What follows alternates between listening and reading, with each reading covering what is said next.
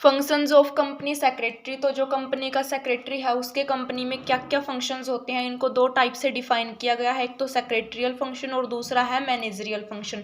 तो secretarial function को भी दो पार्ट में डिवाइड किया गया है, एक तो प्री इनकॉर्पोरेशन सेक्रेटरियल फंक्शन और दूसरा पोस्ट इनकॉर्पोरेशन सेक्रेटरियल फंक्शन। तो प्री इनकॉर्पोरेशन का मीन्स यहाँ पर है कि कंपनी के इनकॉर्पोरेट होने से पहले सेक्रेटरी के क्या क्या फंक्शन होते हैं, और पोस्ट इनकॉर्पोरेशन मीन्स कि कंपनी को इनकॉर्पोरेट होने के बाद सेक्रेटरी के क्या फंक्शन होंगे।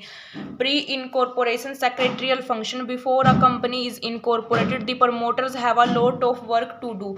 तो कंपनी को इनकॉर्पोरेट होने से पहले प्रमोटर्स हैं उनको बहुत सारा वर्क करना होता है कंपनी के लिए। These would be secretary of the proposed company act in an unofficial capacity to do all the acts. तो प्री इनकॉर्पोरेशन से पहले मतलब कि कंपनी के इनकॉर्पोरेट होने से पहले जो सेक्रेटरी होते हैं वो प्रमोटर्स के द्वारा अपॉइंट किए जाते हैं। प्रमोटर्स उन्हें कुछ काम करने के लिए जो कंपनी की इनकॉर्पोरेशन से रिलेटेड है उसके लिए सेक्रेटरी को अपॉइंट करते हैं।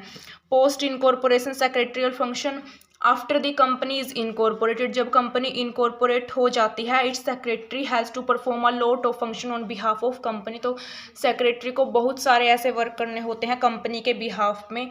The secretary functions officially start after the companies incorporation. जो सेक्रेटरी का मेनली फंक्शन होता है कंपनी में वो कंपनी के इनकॉर्पोरेट होने के बाद में ही होता है start. Second point managerial function, इसमें फर्स्ट है प्लानिंग फंक्शन। जो प्लानिंग है कंपनी की वो basically the function of its director, उसके डायरेक्टर करते हैं। बट जो सेक्रेटरी होते हैं वो एक इम्पोर्टेंट रोल प्ले करते हैं इस प्लानिंग में, क्योंकि जो सेक्रेटरी होते हैं उनके पास नॉलेज होती है लॉ की, कंपनी लॉ की, एक्सपीरियंस होता है, जो भी प्रोविजंस होते हैं कंपनी से रिलेटेड उनकी पूरी इन्फॉर्मेशन होती है सेक्रेटरी के पास। तो इसलिए जो प्लानिंग डायरेक्टर्स करते हैं कंपनी से रिलेटेड उनमें सेक्रेटरी का एक इम्पोर्टेंट रोल होता है।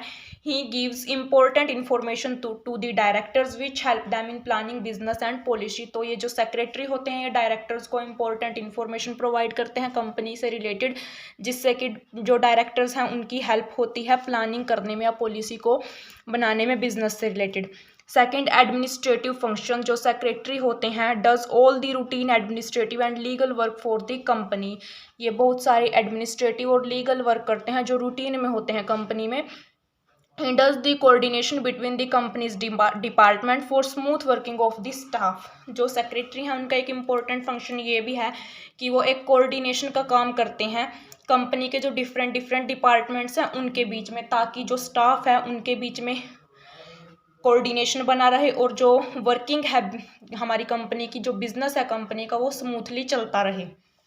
एडवाइजरी फंक्शन, एडवाइजरी का मीन्स यहाँ पर एडवाइजरी वर्ड से ही क्लियर हो गया, एडवाइस देने का काम करते हैं।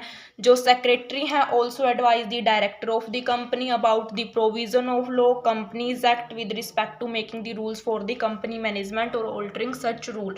तो जो सेक्रेटरी हैं वो डायरेक्टर्स को एडवाइस देते हैं कंपनी के प्रोविज़न, कंपनी एक्ट से रिलेटेड, और जो रूल्स बनाए जाते हैं डायरेक्टर्स के द्वारा उनमें भी ये हेल्प करते हैं। और जो रूल पहले से बने हुए हैं अगर उनमें कोई ऑल्ट्रेशन करनी है तो उनसे रिलेटेड एडवाइस भी सेक्रेटरी प्रोवाइड करते हैं, क्योंकि सेक्रेटरी के पास एक्सपीरियंस भी होता है, नॉलेज भी होती है। Also have knowledge about the latest change in law. और एडवाइजरी फंक्शन उनका इसलिए भी है क्योंकि उन्हें लेटेस्ट जो चेंजेस हुए हैं लॉ में उनकी भी नॉलेज होती है।